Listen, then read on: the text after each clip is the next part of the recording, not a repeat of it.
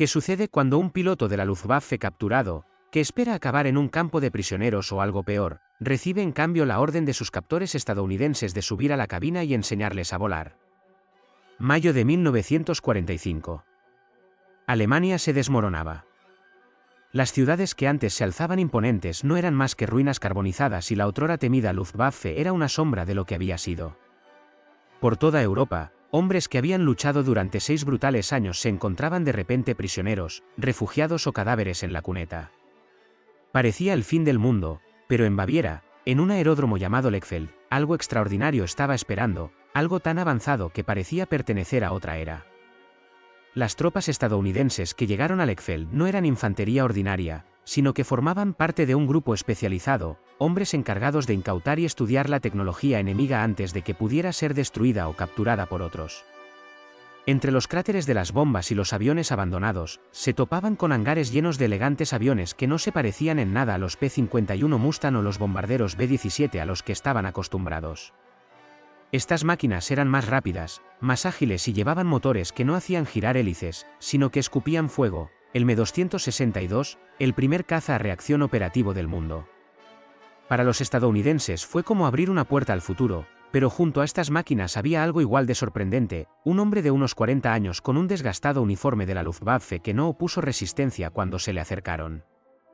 Se llamaba Karl Bauer y no era un as de la aviación ni un general, sino él, el hombre que había acumulado horas de vuelo en el Me-262 cuando casi nadie más se atrevía a hacerlo. No había huido ni había destruido los aviones a reacción, sino que se había quedado con los soldados que lo sacaron del hangar. Esto era desconcertante, porque un piloto alemán esperaba tranquilamente a ser capturado en lugar de intentar escapar.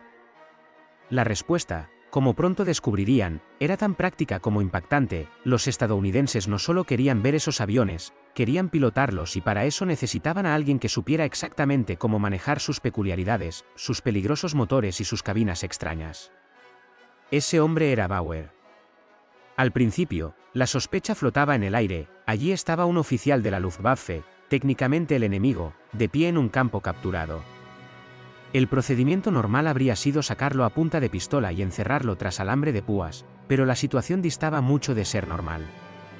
Ante los estadounidenses había docenas de aviones Mi-2 que podían cambiar por completo la guerra aérea si aprendían a manejarlos.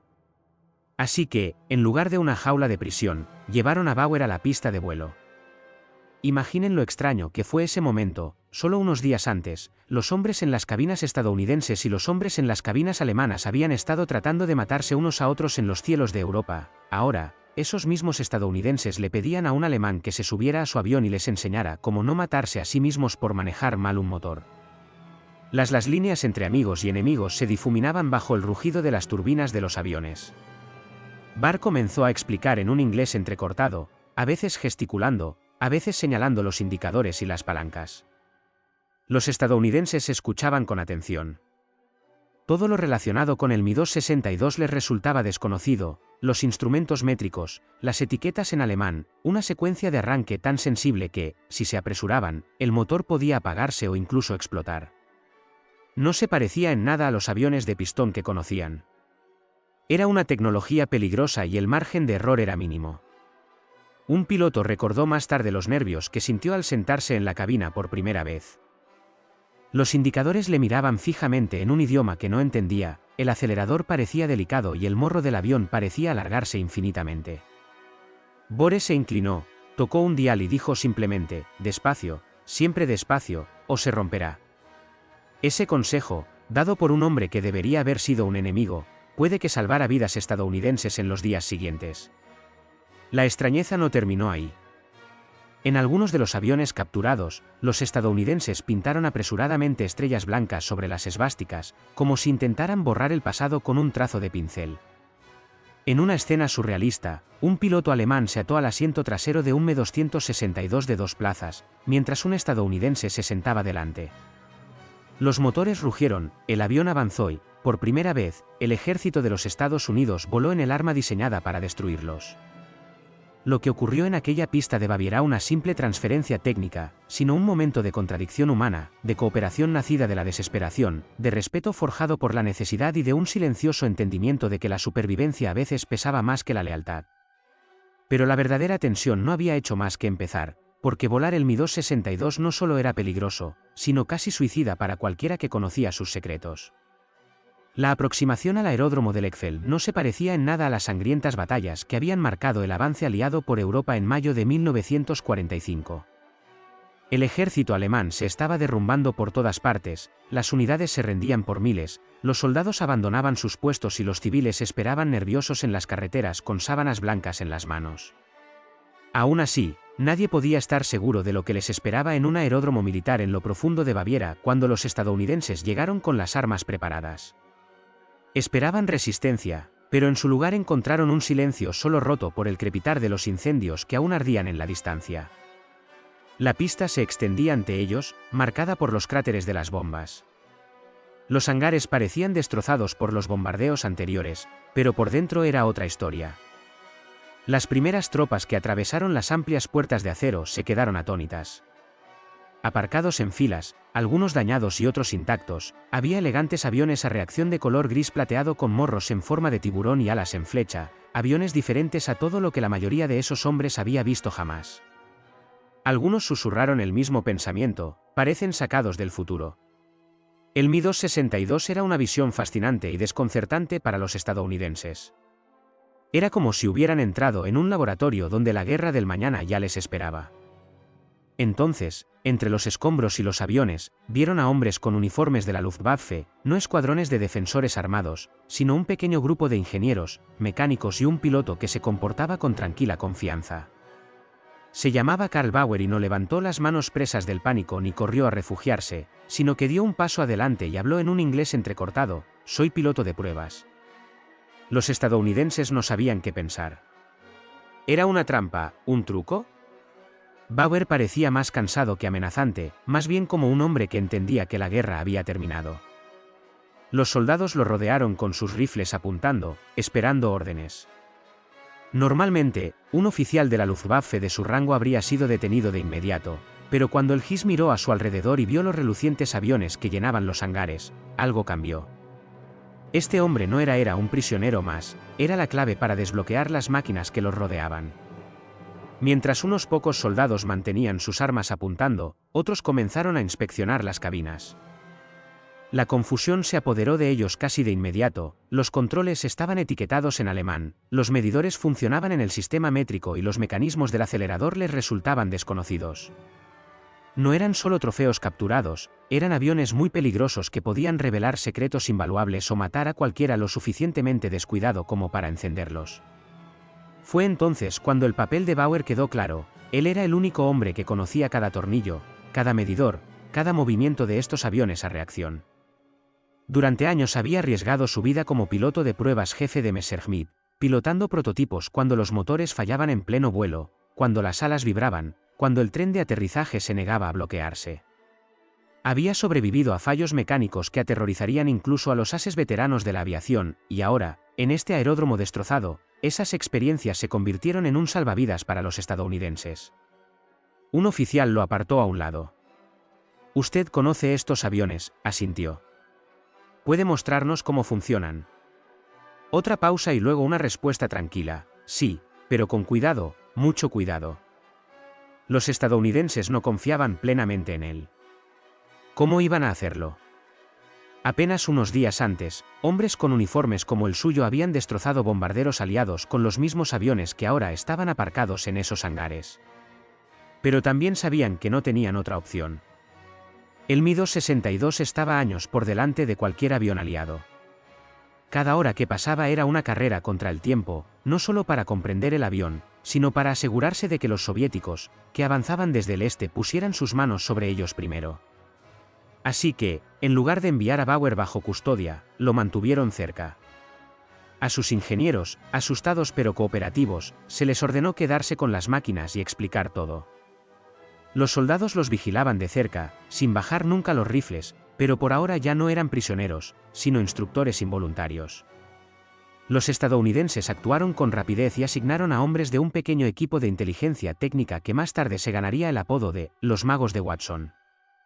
Estos eran soldados típicos del frente, sino pilotos, mecánicos e ingenieros, hombres elegidos para capturar y volar cualquier tecnología punta que los alemanes dejaran atrás en Lechfeld. Habían dado en el clavo. Una de las primeras cosas que notaron fue la gran fragilidad de los aviones, muchos tenían los neumáticos pinchados o las cabinas rotas, los motores estaban a medio montar y algunos fuselajes presentaban marcas de fragmentos de bombas. Sin embargo, incluso en ese estado maltrecho, los Mi-260 TUS irradiaban un aura de velocidad y peligro. Un piloto estadounidense comentó más tarde que el simple hecho de estar junto al avión le daba la sensación de que estaba destinado a matar.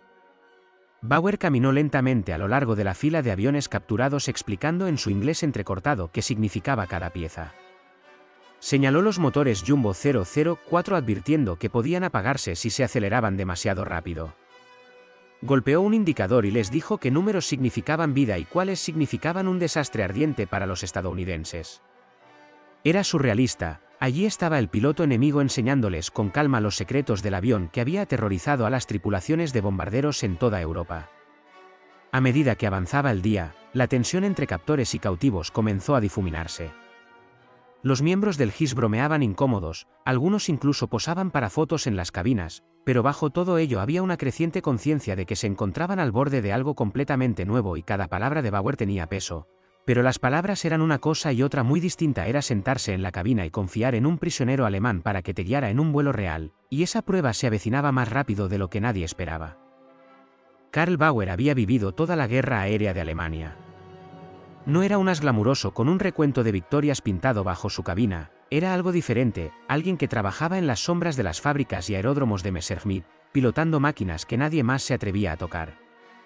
Cada vez que un motor experimental fallaba y se apagaba en pleno vuelo, o que un ala temblaba a punto de romperse, era Bauer quien tenía que traer el prototipo de vuelta a tierra sano y salvo. Su valentía no provenía de perseguir victorias, sino de adentrarse en lo desconocido día tras día. Ahora, en mayo de 1945, se encontraba frente a los oficiales estadounidenses explicándoles que él era el hombre que conocía el Mi-262 mejor que nadie. Para ellos, no era un alemán capturado, era una pieza clave, le gustara o no, los estadounidenses querían saber quién era realmente. Un oficial le preguntó directamente, nombre, Karl Bauer, rango, piloto de pruebas de Messerschmitt, ¿volaste estos aviones? Bauer señaló el Mi-262 más cercano, todos ellos primeros vuelos, muchas veces. A los estadounidenses les costaba creerlo, estaban acostumbrados a pilotos de primera línea, hombres que alardeaban de sus victorias en combate. Bauer hablaba de otra manera, describía los aviones como criaturas vivientes, temperamentales, peligrosos, siempre amenazando con contraatacar. Explicó cómo los motores Jumbo 004 necesitaban un manejo delicado, cómo los cambios bruscos de aceleración podían destrozarlos. Habló de la escasez de combustible, de los fallos mecánicos y de las innumerables horas dedicadas a convencer a los prototipos inestables para que volaran. Para los del GIS que escuchaban, era la primera vez que oían hablar a un oficial de la Luftwaffe sin arrogancia. No había triunfo en su voz, ni orgullo, solo el tono de un hombre que había sobrevivido lo suficiente como para saber que la máquina podía ser tan enemiga como cualquier aliado. En privado, Bauer sentía el peso de su situación. Sabía lo que solía ocurrir con los oficiales alemanes capturados, muchos acababan tras las rejas durante meses, algunos durante años, otros desaparecían en campos soviéticos. Sin embargo, allí estaba él, de pie al aire libre, con su vida medida por el valor del conocimiento que tenía en la cabeza. Era extraño, pero lo mantenía con vida. Al caer la noche sobre el aeródromo, los estadounidenses montaron un campamento, se colocaron guardias y los aviones permanecieron en un silencio inquietante bajo el cielo bávaro. Bauer y un puñado de sus ingenieros fueron vigilados de cerca, pero tratados de forma diferente a los prisioneros normales. En lugar de raciones que les lanzaban a través de una valla de alambre, comían cerca de los estadounidenses. La conversación era mínima, pero a veces alguno de los soldados más jóvenes preguntaba con curiosidad, ¿alguna vez derribaste a alguno de los nuestros? No, respondía Bauer simplemente. Yo pruebo, vuelo para que otros puedan luchar. Esa honestidad sorprendió a algunos, ya que desmontaba el mito de que todos los hombres con uniforme de la Luftwaffe tenían las manos manchadas de sangre. Algunos estaban allí porque la guerra no les había dejado otra opción. Bauer nunca había sido un leal a los nazis, al menos no en el sentido que mostraban los carteles de propaganda. Era piloto de ingeniería, alguien que creía más en el vuelo en sí que en la política que había detrás. Aún así, la confianza no fácil. Los mecánicos estadounidenses examinaron cada detalle de los aviones, medio sospechando un sabotaje.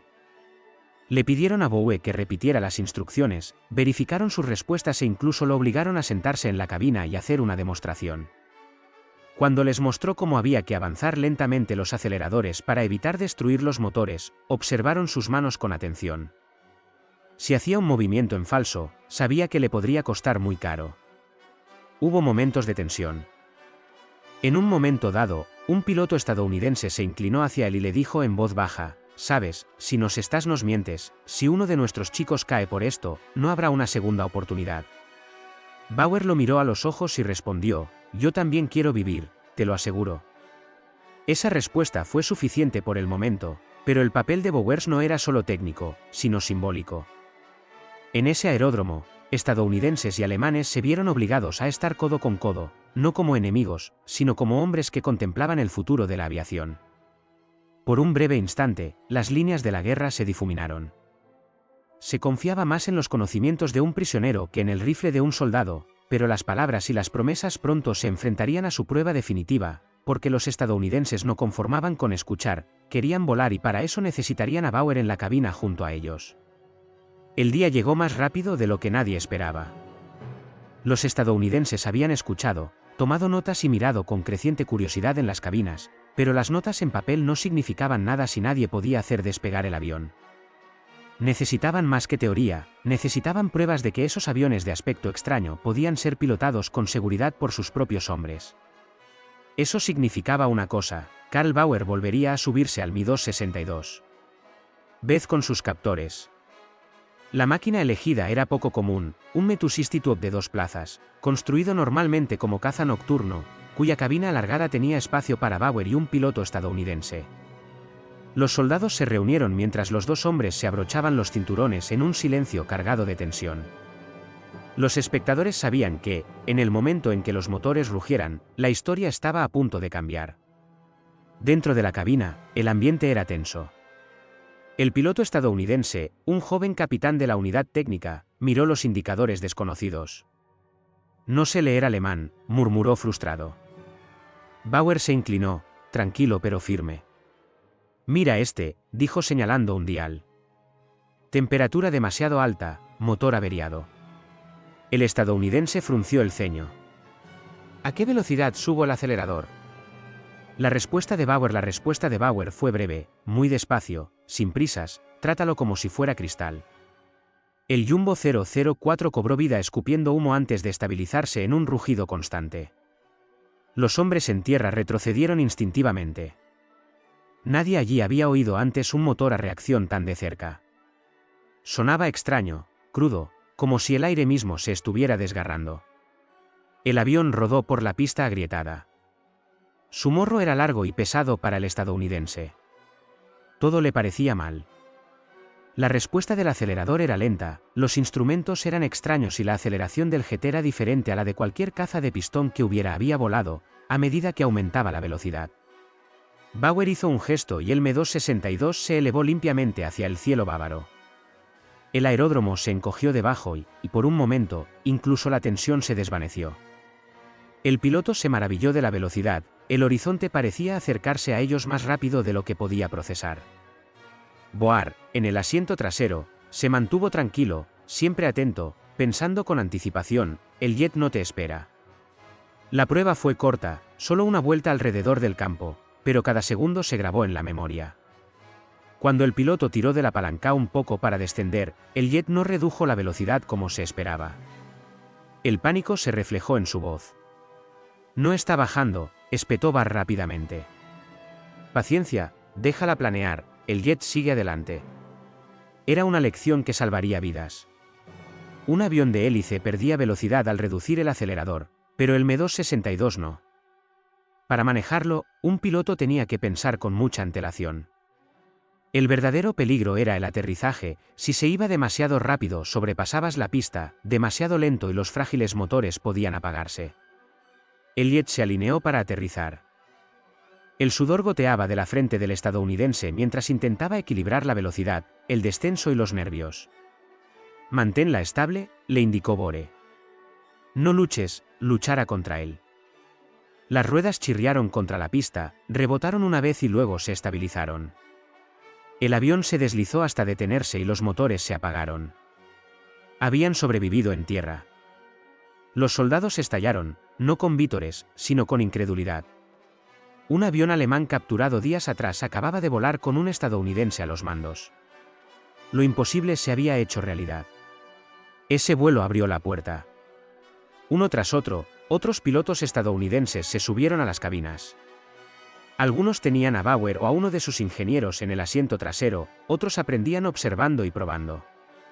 Cada vuelo conllevaba arriesgados, los motores eran poco fiables, propensos a fallos repentinos, el tren de aterrizaje a veces se negaba a desplegarse, pero cada éxito aumentaba la confianza en que estas máquinas podían dominarse. Era una visión extraña, esvásticas pintadas apresuradamente con estrellas blancas, aviones a reacción rugiendo en el cielo con manos estadounidenses a los mandos y prisioneros alemanes guiándolos. Un soldado bromeó con ironía: «Hace solo unas semanas, esas cosas nos disparaban, ahora los cuidábamos». Pero bajo el humor había asombro, estaban volando el futuro y el enemigo les estaba enseñando cómo hacerlo. Para Bauer, las emociones eran complejas, alivio porque sus conocimientos le mantenían con vida, orgullo porque el avión que había probado arriesgando su vida podía impresionar incluso a sus captores, y una tranquila resignación porque la guerra a la que había dedicado años había terminado. El Me-262 ya no pertenecía al Reich, ahora pertenecía a quien tuviera la fuerza para mantenerlo en el aire. Pero sobrevolar Baviera era solo el comienzo. Los estadounidenses no se conformaban con vuelos de prueba, querían que estos aviones a reacción cruzaran Europa, una tarea que llevaría al límite tanto a los aviones como a los hombres. Cuando los primeros vuelos resultaron exitosos, los estadounidenses supieron que habían dado con un tesoro que no podían dejar atrás, pero capturar los aviones era solo la mitad de la batalla. Sacarlos de la Alemania devastada por la guerra y llevarlos a manos de los aliados para su estudio era otra historia. Esa tarea recayó en un grupo que rápidamente se ganó un apodo susurrado con una mezcla de respeto e incredulidad: los magos de Watson. El grupo formaba parte oficialmente de la Unidad de Inteligencia Técnica Aérea, comandada por el coronel Harold E. Watson. Su misión era sencilla sobre el papel, pero casi imposible de llevar a cabo: localizar aviones alemanes avanzados, hacerlos volar y transportarlos a los aeródromos aliados antes de que los soviéticos o los saqueadores se les adelantaran. En Lechfeld habían dado el golpe con el Mi-262, pero ahora se planteaba la pregunta: ¿podrían realmente trasladar estos frágiles aviones a reacción por toda Europa? Los Wissers no eran combatientes típicos, sino pilotos, mecánicos e ingenieros, todos con conocimientos técnicos. Muchos eran aún jóvenes, pero todos tenían el valor de sentarse en una cabina desconocida y confiar en su instinto. Como dijo uno de ellos más tarde, no era valentía, sino curiosidad mezclada con la orden de preparar los aviones. Bauer y sus ingenieros trabajaron junto a los mecánicos estadounidenses. Al principio, la tensión era palpable, los Heisman tenían sus rifles cerca, recelosos de un posible sabotaje, pero con el tiempo la necesidad generó una extraña forma de trabajo en equipo. Un sargento estadounidense gritaba órdenes a sus hombres, mientras un mecánico alemán señalaba en silencio un cableado que había que arreglar. Un piloto tomaba notas mientras Bore explicaba con gestos cómo Senos se podía empujar hacia adelante como en un Mustang. La barrera del idioma era grande, pero el rugido de los motores era universal. Cuando un avión se encendió y siguió funcionando sin echar humo, ambos lados sintieron la misma emoción de haber logrado algo. Por un momento, el captor y el cautivo compartieron algo más grande que ellos mismos: la emoción de hacer que una máquina muerta volviera a respirar. Aún así, el peligro era real. Un vuelo casi termina en desastre cuando un joven piloto estadounidense calculó mal su descenso y estrelló el avión contra la pista con tanta fuerza que el tren de aterrizaje amenazó con colapsar mientras él salía tambaleando de la cabina, pálido y tembloroso. Bauer murmuró: «Demasiado rápido, siempre demasiado rápido». No era una burla, era la voz cansada de un hombre que ya había visto demasiadas muertes cercanas. Había otros retos. Las piezas de repuesto eran escasas, algunos aviones habían sido dañados por las bombas y otros habían sido despojados por tripulaciones alemanas desesperadas antes de la rendición. El combustible era otra pesadilla, El Me-262 consumía queroseno como combustible J-2, que fácil de conseguir en la Alemania en ruinas. Los estadounidenses recogían todo lo que podían, a veces improvisando con sustitutos que empujaban a los motores aún más cerca del fallo. A pesar de todo, los Wizards lograron que varios aviones estuvieran en condiciones de volar. Uno por uno, despegaron del Eckfeld guiados por los extraños conocimientos de sus instructores alemanes. El plan era volar hasta Cherburgo, en Francia, donde podrían ser cargados en barcos con destino a Estados Unidos. Cada vuelo era una apuesta arriesgada. Si un motor fallaba en pleno vuelo, no había garantía de un aterrizaje seguro. Si el tiempo empeoraba, los primitivos aviones a reacción disponían de pocos instrumentos de ayuda. Todos los pilotos que se subían a la cabina sabían que estaban jugando con la muerte, pero los vuelos continuaron. Los estadounidenses no podían permitirse perder tiempo. Los soviéticos estaban invadiendo el este de Alemania y corrían rumores de que también estaban confiscando Mi-260 TUS para su propio estudio. La Guerra Fría aún no era oficial, pero todos sentían que se avecinaba. Los Wizards entendieron que quien dominara primero esta tecnología tendría una ventaja en los cielos del mañana. Algunos de los hombres hablaron más tarde de lo extraño que era depender del enemigo para sobrevivir. Uno recordaba estar de pie en la pista con un mecánico alemán ajustando el capó del motor a su lado. Recuerdo haber pensado que este hombre podría haber trabajado ayer para mantener estos aviones en el aire contra nosotros y hoy se aseguraba de que yo pudiera volar uno a casa. La guerra cambia rápido. Esa incómoda alianza dio resultados en cuestión de semanas. Una pequeña flota de Me-26 TUS estaba lista, pintada con marcas estadounidenses. Los soldados sacudían la cabeza al verlos, aviones enemigos con estrellas y barras en lugar de esvásticas, bajo el mismo sol bávaro. Era surrealista, pero era real. Sin embargo, lo más peligroso estaba por llegar, porque ahora esos frágiles aviones tenían que cruzar cientos de kilómetros de una Europa devastada, y un solo error podía significar la pérdida de hombres y de la máquina. Trasladar los Me-262 desde Baviera hasta la costa francesa no era solo un reto de ingeniería, era una prueba de nervios. Los aviones eran frágiles, temperamentales y no perdonaban los errores. Transportarlos a través de un continente destrozado por la guerra significaba arriesgar vidas cada vez que una rueda dejaba el suelo. Pero los estadounidenses no tenían otra opción. Si esos aviones no se trasladaban pronto, se arriesgaban a perderlos a manos de los saqueadores o, lo que era peor, de los soviéticos que avanzaban. Los primeros vuelos que salieron del Eckfeld fueron observados con una mezcla de asombro y temor. Los espectadores vieron los esbeltos aviones recorrer las pistas agrietadas con el rugido de los motores, más fuerte que cualquier cosa que habían oído nunca. Un soldado dijo más tarde que era como oír un trueno del que no se podía escapar, que se sentía en el pecho incluso antes de ver el avión. Dentro de las cabinas era otro mundo. Los pilotos estadounidenses sudaban mientras intentaban traducir las instrucciones de Bauer en acciones. Los indicadores no coincidían con lo que ellos conocían y los controles respondían con lentitud a bajas velocidades y con una sensibilidad aterradora a altas velocidades. Incluso el recorrido de despegue parecía incorrecto, el avión era más pesado y la aceleración más lenta al principio, pero luego, como una patada repentina, la velocidad aumentaba tan rápido que parecía que el suelo desaparecía bajo sus pies. Los vuelos eran largos, solo saltos de un aeródromo capturado al siguiente, avanzando lentamente hacia el oeste. Pero cada tramo era una prueba. Los vientos cruzados en las pistas dañadas por las bombas amenazaban con hacer colapsar el frágil tren de aterrizaje, los motores se sobrecalentaban y varios tuvieron que ser apagados en pleno vuelo, lo que obligó a realizar aterrizajes de emergencia. En un momento angustioso, un piloto perdió potencia justo después del despegue y apenas logró aterrizar el avión en un campo a las afueras de Stuttgart. Cuando salió, conmocionado pero vivo, sus primeras palabras fueron: «Ha intentado matarme». Sin embargo, no todos los vuelos terminaron en desastre.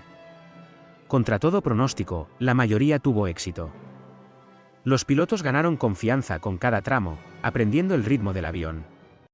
«Piensa siempre 10 millas por delante», dijo un piloto, haciéndose eco de la advertencia de Bauer: «Si esperas hasta que tengas que reaccionar, ya estás muerto».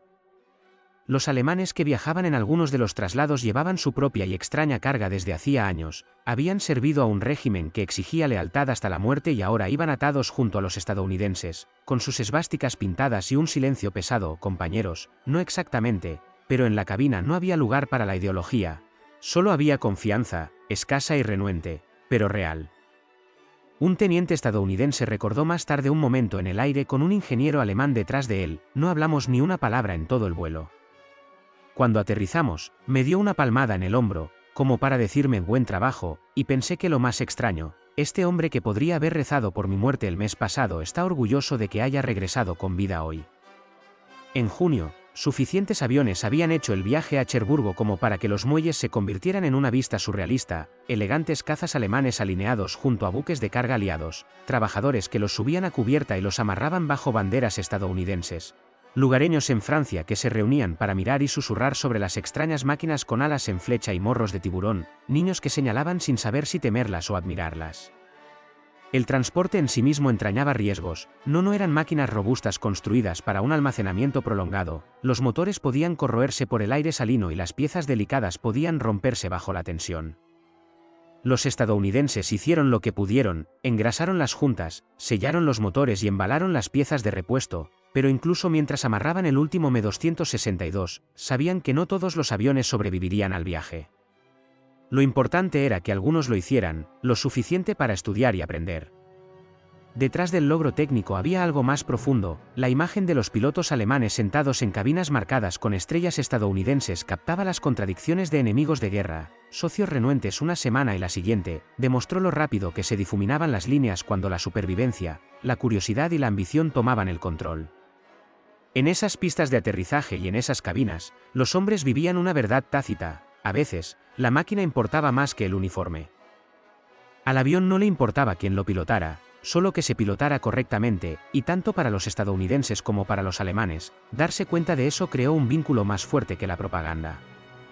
Pero mientras los aviones se dirigían a una nueva vida al otro lado del Atlántico, los hombres que los pilotaban no podían escapar al peso de lo que todo ello significaba, y ese legado daría forma a la aviación y a sus recuerdos durante los años venideros.